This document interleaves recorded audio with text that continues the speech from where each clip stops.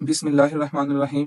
नाज़रीन, 10 अप्रैल बहावल नगर के थाना मदरसा की हदूद में एक वाक़या पेश आता है, जिसमें आर्मी के जवानों को पुलिस के मुलाज़मीन पर एसएचओ समेत तशद्दुद करते देखा जाता है।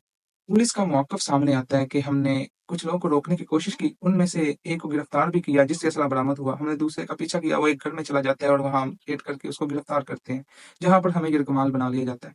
जी नाज़रीन, वो घर था एक आर्मी के जवान का, एसएसडी जवान का। वो ना तो आपका और मेरा एक आम शहरी का घर था। अगले ही दिन 8-10 गाड़ियों के साथ वो जवान आता है। हमारी सबसे पहले डीवीआर निकालते हैं, हम पर तशद्दुद करते हैं, मारते हैं, पीटते हैं, थप्पड़ रसीद करते हैं, वर्दियाँ फाड़ते हैं, बूटों के नीचे हमें घसीटते हैं और हमें नंगा करके वीडियो बनाते हैं।